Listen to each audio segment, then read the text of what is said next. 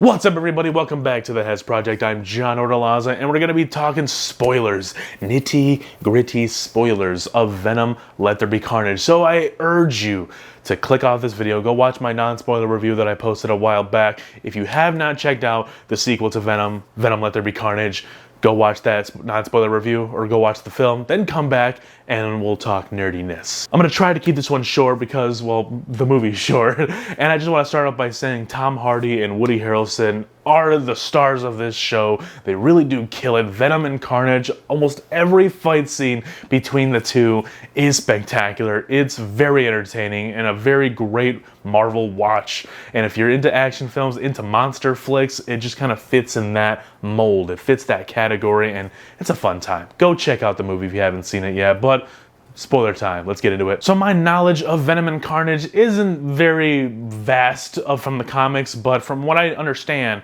Venom creates an offspring that is Carnage, and it links to Cletus Cassidy, and Cletus Cassidy then becomes Carnage. And their bond is, I guess, more strong than the Eddie Brock one and Venom. It's more of a, they're an I instead of Eddie Brock and Venom, who are we.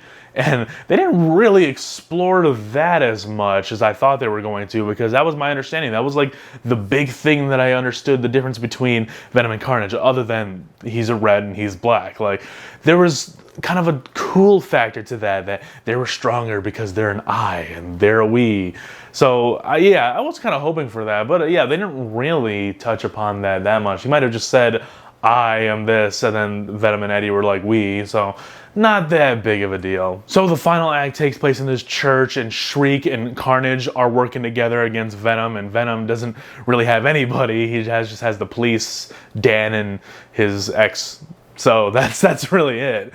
But it's a really fun third act, I thought. I was really entertained throughout the entire third act of this film. I really did like the dissension that was slowly building with Shriek and Carnage, how her power essentially is killing Carnage. So that's why he was getting really pissed. The first time that she screeched in front of him, he was like, do that again, I'll rip your face off. Like, that killed me. That was so funny, I thought. And basically this third act ends with Shriek completely turning against Carnage, using the Shriek at the big church bell, and that's how they separate Cletus Cassidy from Carnage. And then Eddie Venom walks right up to the Carnage symbiote, picks it up and just eats it. He absorbs it, I guess. That's technically what happens, right? No? Or it goes somewhere else when he eats it? I don't know. It's gone. He ate it, and then he rips Cletus Cassidy's head off. He says, F that guy. And then rips his head off. Like, that was insane. For a PG-13 movie, I thought that was pretty good. Like, obviously they didn't show that happening, but you know, they pulled away just at the right moment. It still made for a really effective finish to this climactic battle between these monsters, and I bought into it. It was a good conclusion to this fight, and I was just all in, man. In terms of spoilers of the actual movie itself, from start to finish of the first part of the credits, there isn't a whole lot besides their fight between Venom and Carnage, but it's the post-credit scene you want me to talk about, right? I know it is. So it cuts to this room in the middle of nowhere. I don't even know what country he's in. Eddie and Venom are just sitting on a bed talking, and he's talking about, dude, I have so much knowledge in here that it'll blow your tiny little brain. And he started mentioning the Hive and the symbiote planet of which Venom and Carnage are from, and Riot and all the other symbiotes that were kind of teased in the first film. And before he even had the chance to blow his little mind, we see like this disturbance on the outside through the window. It's like this weird light, and then the outside starts to shift. It's like a nighttime little village, and it morphs into a beach in the middle of the day. And it's like he got transferred somewhere, and you immediately notice the television kind of at an angle, but you notice the television now is showing a picture of J.K. Simmons as J. Jonah Jameson, the bald one with the green background of the Daily Bugle, or Daily whatever the hell it's called, dailybugle.net, I think. And it's the video of him reporting on the identity reveal of Spider-Man Peter Parker from Spider-Man No Way Home. So if you guys aren't a huge Marvel head like I am, Spider-Man Far From Home with Tom Holland and that universe is the Marvel Cinematic Universe by Marvel Studios and Disney. Venom is their own thing from Sony, because Sony owns Venom and Spider-Man characters and whatnot. Now they're finally intertwined, and that's been rumors for like the last 5-6 years. Ever since Venom was teased to be in development, they were going to be making connections to the MCU, but then they never really did in the first film. But now it's official, it's real, it's tangible, the tangibilization. I just think the biggest thing that this is teasing is Venom in Spider-Man No Way Home that we're literally getting in 2 months. Like, that blows my mind, dude. There's so much crap happening in that movie. I mean, crap isn't good crap. There's so much stuff going down in Spider-Man No Way Home. We got Doctor Strange and Multiverse of Madness crap starting, and at the same time they're teasing Sinister Six. They're teasing Doc Ock from Spider-Man 2004, Spider-Man 2. They're teasing Green Goblin from the original Tobey Maguire Spider-Man. Freaking Electro from The Amazing Spider-Man, and many other characters.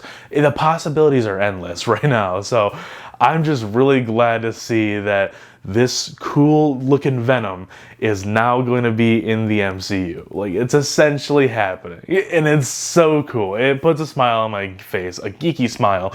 And that reaction, let me tell you, in the packed IMAX theater, when I watched it, that reaction that my crowd, that my audience got right when they saw Spider-Man's face pop up on that screen, everybody just blew up. They were just elated to see that this is finally happening. And it was that moment that we were really lacking all year in 2020 during the lockdown. I really wish that we had those moments with Zack Snyder's Justice League, because I think that there's about 5 to 20 moments in that movie that everybody in the audience would have erupted for.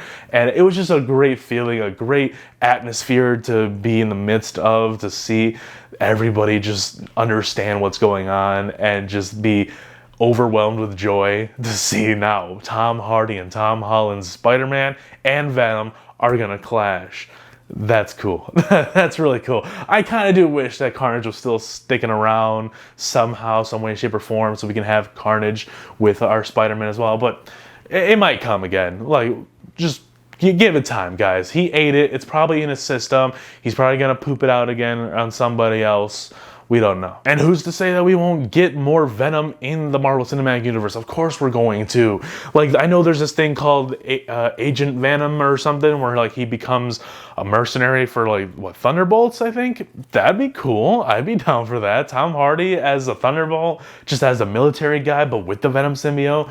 Give it to me, dude. Give it to me. I'm all for that. I just can't wait to see what they do with it, and I'm really excited. But that's gonna be it for my spoiler talk of Venom Let There Be Carnage. Like I said, the movie is enjoyable. There isn't a whole lot of stuff that I want to go beat for beat on in the film, spoiler-wise. I kind of just wanted to go over the end and then that post-credit scene, because there's just so much to talk about, so many possibilities. You walk out of that movie and you just can't help but be excited for what's to come with the relationship between Sony and Disney Marvel and what they're going to do with their characters. The potential to have Tobey Maguire and Andrew Garfield not only show up in Spider-Man No Way Home, but to reprise their roles as like one last time, one last hoorah in the Sony universe. I don't know, the possibilities are endless, and it's looking to be like a chaotic mess, but a good mess. Kind of like how the X-Men kind of deviated with different timelines and whatnot. I don't know about you guys, I enjoy the majority of the X-Men movies. I grew up on The Last Stand, so I'm not as harsh on it as most people are. I do enjoy it for what it is, but I also really like the chaotic nature of the X-Men franchise. And looks like we might be heading towards that direction with Sony stuff, mixing it in with the Marvel Cinematic Universe stuff. But I'm down for it. We got Kevin Feige with his fingertips in the bowls, so there's no doubt that this is going to be good for both sides. And best for us nerds. But anyways, guys, leave a like and subscribe to the channel if you're new, and be sure to stick around because there's more to come.